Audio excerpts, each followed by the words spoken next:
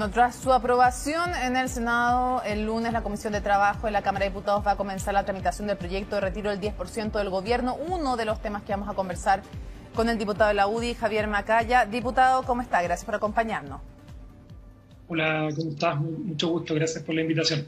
A ver, en lo que todavía no hay acuerdo, porque no es un proyecto igual exactamente entre uno y otro proyecto, el del gobierno y el de la oposición, no son exactamente iguales. Y uno de los temas en que no es igual, por ejemplo, es el tema respecto de qué cantidad de gente paga o no paga impuestos. Como no se hace una exención tributaria en el del gobierno, de 700.000 pesos para abajo, esos sueldos, que son el 80% de la población, no van a pagar impuestos cuando hagan el retiro, si deciden hacerlo, evidentemente. De ahí para arriba van a ir pagando en distintos porcentajes. La pregunta entonces, ¿usted está dispuesto a negociar que la cantidad de gente exenta de pagar impuestos sea mayor? A ver, primero, Mónica, el proyecto tiene tres diferencias. Primero, es legal y creo que corrige un error profundo que cometió el gobierno. Yo lo digo que fue confiar en los autores del proyecto original, que dijeron que este era un proyecto que se iba a hacer por una única vez. Por eso no fueron al Tribunal Constitucional, por eso en la primera oportunidad no presentaron un proyecto también de autoría propia del Ejecutivo, quizás para ponerle un poquito más orilla y justicia a esto, porque acá también es súper importante recordar, Mónica, que a propósito del primer retiro, hubo $1.000 millones en impuestos o en exención tributaria, porque recordemos que las personas que cotizan, la plata que va en la cotización previsional está exenta de impuestos. Diputado, perdón, que lo interrumpa, es que podemos ir por partes, pero justamente dividamos la discusión. La primera, la que yo le preguntaba, si quiere volvemos al tema constitucional, no hay problema, pero primero quiero ir al tema súper concreto, que es que el proyecto ahora del gobierno deja sin pagar impuestos a los que ganan de 700.000 para abajo, como es normalmente, porque así es en nuestra legislación, ¿no? El 80% de la gente no paga impuestos, claro. Exactamente, el 80% de los chilenos no paga impuestos porque gana de 700.000 para abajo, la gran mayoría bastante menos que eso. Pero la pregunta es, ¿usted está dispuesto a negociar en la Cámara de Diputados, que es a donde va ahora el proyecto, que la cantidad de gente que no vaya a pagar impuestos por el retiro sea mayor y esté por sobre los 700.000 pesos? Quería primero saber ese punto. ¿Usted está dispuesto a negociar eso? La firme, Mónica, yo estoy hoy día generando una reflexión respecto de la aprobación del proyecto mismo. O sea, para mí este es un tema que en la primera instancia y a propósito del segundo retiro lo voté en contra. Por lo que yo creo más bien de principio es que los fondos previsionales son justamente para la vejez de las personas. Pero yo no puedo entrar a una discusión que ha sido importante, que ha tenido esta relevancia pública, diciendo que no estoy dispuesto a conversar nada. Y obviamente, en materia impositiva, nosotros siempre hemos sido más partidarios de bajar y tener exenciones tributarias que de tener más altos impuestos. Así que a tu pregunta yo te contesto, es parte de la conversación y la negociación que se va a tener que hacer en la Cámara de Diputados y de las cosas que creo que sí podrían ser parte de la conversación. O sea, de nuevo, acá, por eso la pregunta. Diputado, pero para entender súper bien lo que usted me está diciendo y no malinterpretarlo, para ir después a otros temas de este proyecto que tiene varias complejidades, ¿no? Usted lo que me está diciendo es que uno de los aspectos que se estaría dispuesto a negociar desde el oficialismo es no eliminar del todo los impuestos para el retiro del 10% del número 2, sino que aumentar el tramo de quienes están exentos. No eliminar del todo, sino que lo que podría negociarse es cuánta gente paga impuestos. ¿Eso es? Están así, Mónica, que nosotros durante el primer trámite, el diputado Alessandri particularmente, quien nos representó en esta discusión, presentó una indicación que generaba un tramo de exención de los 700.000 pesos hasta el 1,5 millones, que es más o menos lo que nosotros consideramos, y son personas que claramente no son ricas tampoco, y muchos de ellos están pasando por dificultades económicas. Y eso es lo que podría negociarse, en el fondo, no eliminar del todo para todas las personas el pago de impuestos. Es una conversación, Mónica, que obviamente vamos a tener que tenerla con el Ejecutivo, y yo no anticiparía valores porque es parte de la conversación que se va a tener a partir de la próxima semana. Ya, pero en el fondo no estamos moviendo, usted dice que se está moviendo la discusión en cuántos pagarían impuestos. No es que vaya a haber una apertura de decir ya que nadie pague, sino que cuántos. Por nuestra parte, en ningún caso. O sea, creemos que perfecto, por ejemplo, entendido. decía yo, el primer proyecto, lo que significó en materia de $1.000 millones, que efectivamente podría haber significado la ampliación del IFE y beneficios que son mucho más focalizados a las personas que más lo necesitan. Si recordemos que la gran mayoría de las personas que más lo necesitan no tienen fondos previsionales, y creo que es una discusión también que es importante tenerla. Perfecto, vamos a otro punto, retrocedamos incluso un paso. ¿Usted está dispuesto a aprobar el segundo retiro si fue tan crítico del primero? Entonces, por eso le digo, he hecho el punto que es, yo creo que si uno le pregunta a la gente lo que más están preguntando hoy día... Me llevaste como 3 pasos más adelante y yo todavía estoy en la reflexión. No, yo sé, pero por eso vuelvo. Cuando usted me dice eso, lo que pasa es que la primera pregunta que se hace toda la gente es, si se aprueba, ¿voy a pagar o no voy a pagar impuestos? Por eso partía por ahí. Pero vámonos un paso más atrás. ¿Usted está dispuesto a aprobar el retiro considerando que el proyecto lo presenta su propio gobierno? ¿Está dispuesto a aprobar un segundo retiro si ya fue muy crítico el primero? Fui crítico del primero, fui crítico del segundo cuando se aprobó en la Cámara de Diputados. Soy de los que considero que es una mala política pública, pero creo que el gobierno de nuevo corrige un error grave que cometió. Y se lo he dicho al gobierno, no estoy cometiendo ninguna infidencia porque... el gobierno cometió un error y que quizás fue causado por candidez, digámoslo, de creerle a la oposición de que este proyecto se estaba presentando por una única vez y no le metió orilla, dejó que la iniciativa exclusiva del Ejecutivo, no solamente en materia de seguridad social, sino que también en materia de gasto público, porque esto tiene varias aristas, no solamente la iniciativa exclusiva del presidente en materia de pensiones, sino que también lo que significa en el costo fiscal en las futuras pensiones básicas solidarias que se van a tener que pagar. Creo que yo estoy en reflexión, Mónica, o sea, te lo digo abiertamente, lo he comunicado también al Ejecutivo. Para mí es difícil salirse una postura de algo que uno cree. O sea, todavía al día de hoy el diputado... pero todavía el diputado Javier Macaya al día de hoy no sabe si va a votar a favor o en contra el proyecto del gobierno de un segundo retiro. Eso es.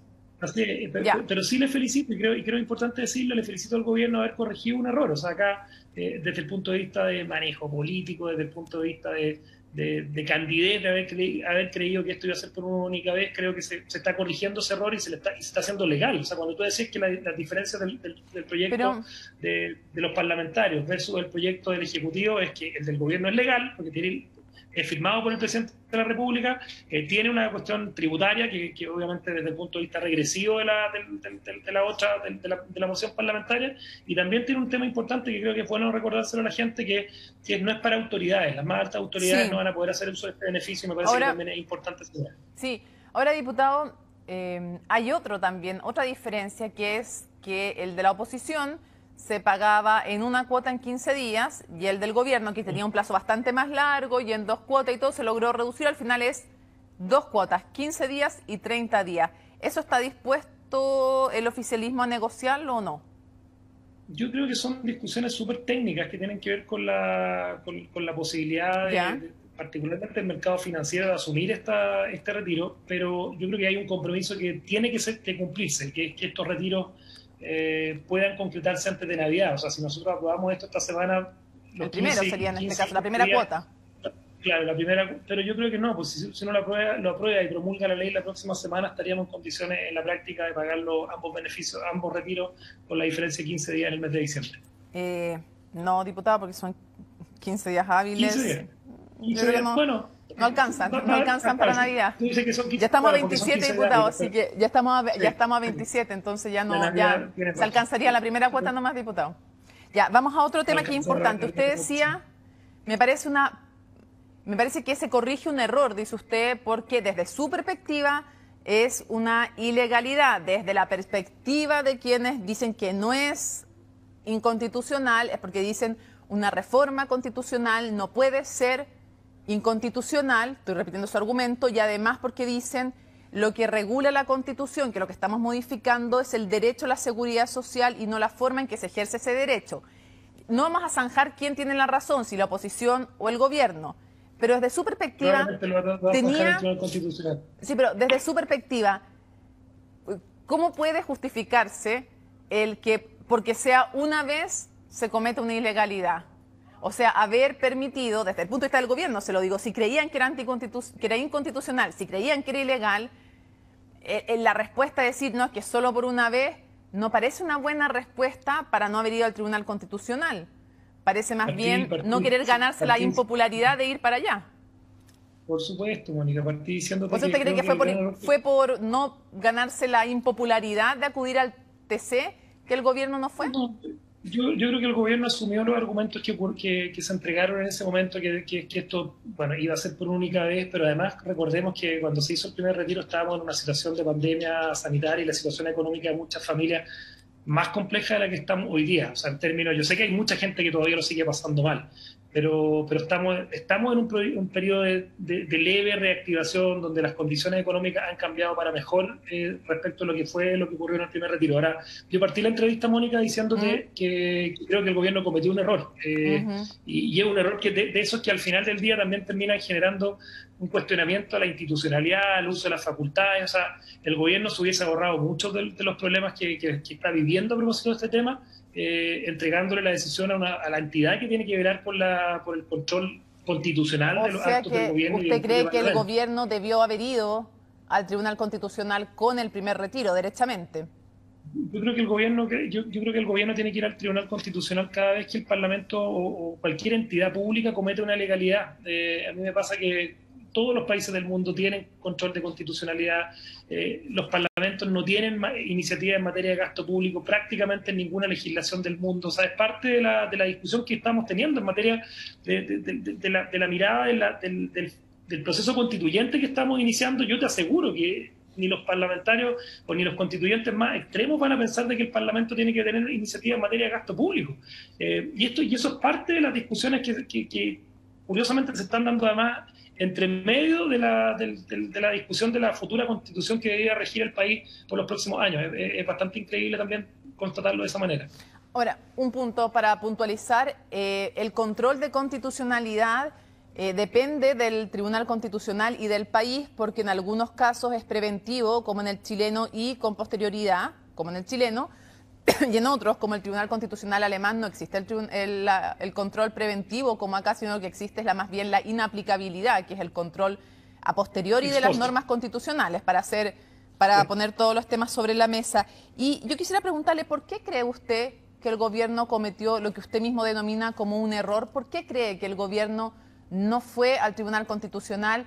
Porque estamos claros que el argumento de que no, es que iba a ser una sola vez, no es un argumento. Me dice usted, no fue por eso, me dijo usted mismo. ¿Por qué no fue al Tribunal Constitucional el gobierno? El gobierno y el Parlamento hacen un ejercicio permanente que es lo más parecido a la política, Mónica. Y en la política, obviamente, la popularidad, la opinión pública, lo que significa las circunstancias, ¿no? No hay que olvidarse que la gente... O sea, era muy impopular ir al TC.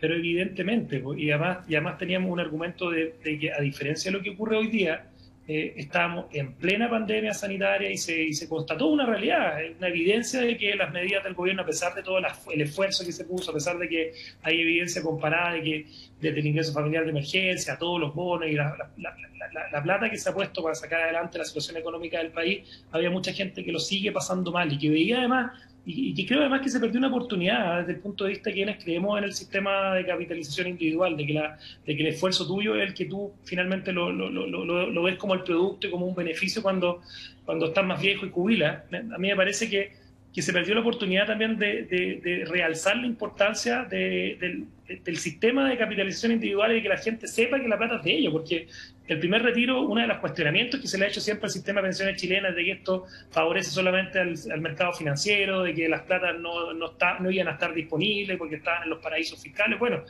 creo que la gente constató y quizás hasta subieron el nivel de aprobación pública que el sistema previsional chileno respondió, estuvo a la altura y fue capaz de pagar en súper poco tiempo el primer retiro.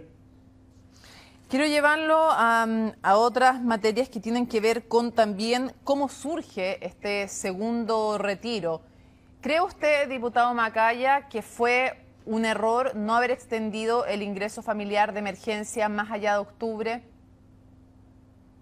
Fíjate que se está corrigiendo, yo creo que no. Yo creo que no es un error porque, de nuevo, las circunstancias de octubre, noviembre no son las mismas que vivíamos en junio, julio. Y hay que mirar la evidencia, además, la gracia que tiene lo que... Chuta, algo, se me fue la pantalla, parece, ¿vale? La gracia que tiene, de las pocas cosas que uno puede tener, mirar la evidencia de lo que ha ocurrido con el virus a nivel mundial, es de que puede venir un segundo rebrote. Es cosa mirar lo que ocurre en el hemisferio sur, en el hemisferio norte, probablemente en Chile, marzo, abril, van a ser meses más complejos de los que estamos viviendo y hay que guardar esfuerzos para ver cuál es la situación que vamos a estar viviendo en abril, a marzo, abril, para ver cómo tenemos los recursos y la capacidad para ir en ayuda de las familias que estén en problemas si viene un segundo rebrote. Ahora, con todo esto, el gobierno hoy día hizo un anuncio que para mí es importante, que es este bono especial para Navidad, 25.000 pesos por miembro de familia, que yo creo que también va a ser una cuestión importante y son recursos importantes que se ponen también para ir en ayuda de las familias. ¿Suficientes entonces, dice usted, con el bono de Navidad anunciado? O sea, ¿usted cree que la gente no necesitaba la extensión del ingreso familiar de emergencia? Para nada suficiente, pues, Mónica. Entonces, ¿por qué dice que está bien no haber extendido el ingreso familiar de emergencia? Porque para nada suficiente, pues, Mónica, pero las condiciones económicas del país hoy día no son las mismas del mes de junio. No, sí, yo entiendo el punto que usted... mirar lo que está ocurriendo en España, en Italia, sí, en el hemisferio norte, va a darse cuenta que eventualmente va a venir un rebrote en Chile. Y eso es parte de gracias a la ciencia, gracias a la capacidad de informarse, sabemos que eso va a ocurrir. Y también hay que tener la capacidad para prever y para guardar también para ese momento. Ahí sí, diputado, no saque más la pantalla, pues, diputado, que se va, vuelve. Sabes que estoy con un problema técnico acá, vamos a tener que... No lo saco yo para nada. Se entiende, estamos en vivo, se entiende. Entonces lo voy a preguntar de nuevo para que quede registro, porque como que se va un cuadradito, vuelve, entonces vuelvo sobre... No, está bien. Ni le digo cuando yo hago eso, soy peor. No, lo que yo le digo entonces, usted dice que no es un error haber cortado en octubre el ingreso familiar de emergencia. Usted, yo le digo... Me dice, no, es que la situación no es la misma económica que era cuando estábamos, no sé, en mayo. Evidente que puede que no sea la misma, pero el punto es si todavía era necesario o no. Entonces mi pregunta es, ¿no era necesario postergar el corte del ingreso familiar de emergencia y que continuara esta política más allá de octubre? ¿Era o no necesario? ¿O era necesario, pero usted dice que no va a alcanzar la plata para un rebrote? ¿Qué es lo que me está diciendo? ¿Que era necesario, pero no va a alcanzar la plata? Yo digo que ha sido una política muy importante y que el gobierno tiene que prever que eventualmente en el mes de marzo vamos a tener un rebrote y ahí obviamente vamos a tener que poner los recursos arriba de la mesa. Sí, si tenemos una coyuntura hoy día y hay distintas herramientas que se están poniendo al servicio de esto, lo que se anunció hoy día a propósito de la Navidad también es una herramienta nueva y no descarto, Mónica, si esto al final es una situación que muy dramática para muchas familias y tenemos que tener la capacidad de entender de que las personas que estaban recibiendo el ingreso familiar de emergencia probablemente en muchos casos no han visto recuperados sus niveles de ingresos. Por eso le digo, ¿y qué pasa con esas familias? O sea, usted mismo reconoce que había familias, muchas familias que necesitaban continuar con el ingreso familiar de emergencia. Bajo esa lógica, Mónica, lo mismo que pasó con las cajas de mercadería los primeros meses, o sea, probablemente son políticas que se tuvieron que haber seguido generando, extensivas en el tiempo, pero la pregunta es la capacidad económica del país, las condiciones, y obviamente acá el ministro de Hacienda ha argumentado respecto a esto, es el que ha entregado las razones para esto, y probablemente si esta situación llega a cambiar, porque acá es re fácil decir el gobierno lo ha hecho todo mal, no ha puesto recursos, ha sido insensible, pero la billetera tiene un límite. Y en definitiva, eso es un poco la reflexión que se tiene que hacer respecto a lo que viene, de lo que puede venir eventualmente con un segundo rebrote, con una segunda ola. Ya, quiero ir a otro tema porque se nos va a ir el tiempo, diputado, y se nos va a ir el Zoom además. Dos cosas. No, sí, a mí me dicen no lo diga, yo lo digo nomás para que la gente sepa también que tenemos esas limitaciones técnicas. El Zoom de 40 minutos, acabo de fijarme. Ya, diputado, lo primero que quiero preguntarle es...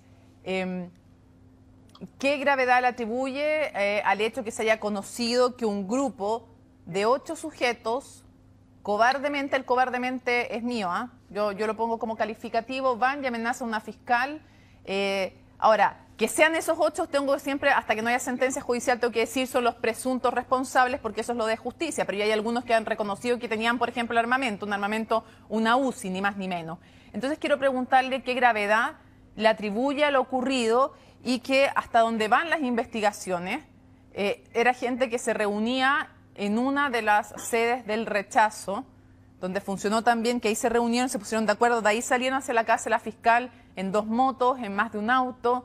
¿Qué gravedad le atribuye a lo que se está sabiendo por la formalización, ¿Y cómo le parecieron las palabras del subsecretario Gali cuando dice que los utensilios que se les encontraron no eran de mayor gravedad salvo la UCI? No, yo le asumo, le asigno la máxima gravedad que en una democracia se genere un atentado, una amenaza contra cualquier autoridad, en este caso una fiscal que está llevando adelante investigaciones, contra la policía, contra las autoridades políticas. O sea, es parte de situaciones a las que no podemos acostumbrarnos. Y particularmente en el caso de ver un armamento de este calibre, como una subametralladora, entiendo, me parece súper grave. No conozco todos los antecedentes del caso, no estaba haciendo el seguimiento de lo que ha sido la formalización y las situaciones, pero obviamente las instituciones en este caso tienen que investigar. Ya. Que el subsecretario Gali haya hecho una declaración, quizás, no sé, él mismo lo dijo, una cuestión más semántica, pero creo que no es la palabra adecuada y entiendo que lo ha corregido, así que me parece que tiene que actuarse con toda la disposición del Estado de Derecho chileno, investigación, judicial, y me parece grave lo que ocurre. Y para cerrar, dos preguntas en una con el bonus track. Usted está de candidato a la presidencia de la UDI enfrentando al exministro del Interior, Víctor Pérez. ¿Qué tiene usted que no tenga Víctor Pérez o qué lo diferencia de él? ¿Cuál es su principal diferencia? Porque no me va a decir que solamente un tema de énfasis o de tengo menos edad que él. ¿Qué diferencia importante hay entre ustedes y por qué no se quedó María José Hoffman, una mujer, encabezando la lista y le cedió a usted el puesto? Bueno, primero la decisión fue súper colectiva, parto por lo último. Y de hecho ella fue súper generosa, ella fue la que más me presionó y me pidió. De hecho, ser presidente de partido en los tiempos que corren, yo te aseguro, Mónica, que no es tanto un premio, es una cuestión que tiene que ver con el momento que vive Chile y estamos disponibles para ver cómo somos capaces de ayudar en este momento, en el año que se nos viene. La principal diferencia respecto a la otra lista es que nosotros no somos lista de continuidad. Yo creo que eso es lo principal que uno puede decir, ¿no? La Jacqueline Van Rysselberghe que lleva 4 años como presidenta del partido. Nosotros no nos estamos presentando a esto como una lista de continuidad. Creemos que el partido tiene que hacerse cargo de hacer política de una manera distinta, con un estilo distinto. No tenemos grandes diferencias en términos conceptuales de lo que son los principios, las ideas que han inspirado al partido, pero sí tenemos diferencias en cómo nos tenemos que plantar a hacer política en el siglo XXI. Creemos que hay preguntas que se ha hecho Chile y el último año ha sido muy evidente en eso, que las preguntas que se está haciendo Chile hoy día son distintas a las que tenía que contestar la UDI en los 90, en los 2000, y creemos tener mayor empatía para hablar en código siglo XXI a las preguntas que se está haciendo Chile hoy día. Creemos no tener la respuesta, ¿no? Pero porque el político que te diga que tiene toda la respuesta a lo que está pasando hoy día en Chile y en el mundo, le quedan dos. Se nos acabó el tiempo. Se nos acabó el tiempo, diputado. Ya, oye, lo vamos a invitar a usted con el ex ministro del Interior a un debate, a ver si quieren, ¿ah? Que ha invitado. Un gran tipo, Víctor. Vamos a hacer una campaña. ¿Aceptado, no? ¿Usted acepta o no acepta? Sí. Ya, listo. Tenemos a uno de los candidatos aceptando. Vamos a ver si el otro acepta también, ¿ah? Un debate en CNN Chile. Que esté muy bien. Víctor, chao. Mira, el partido tanto por el estilo de Víctor Pérez como por el mío, va a salir fortalecido esta elección. Es parte de la realidad de los partidos hoy día hacer elecciones y la hemos asumido ambos. Yo creo que en el espíritu que no salga fraccionado el partido. Yo creo que eso es súper importante. Ahí está, escuchaban la última voz al final porque se nos iba a cortar la conexión por internet. Ya saben, tenemos entonces, ahí todavía nos queda un poquitito, ahí está confirmado entonces el diputado Macaya. Vamos a ver si Víctor Pérez también acepta esta invitación. La vamos a escribir al tiro porque ya tenemos uno de los dos postulantes a la UDI.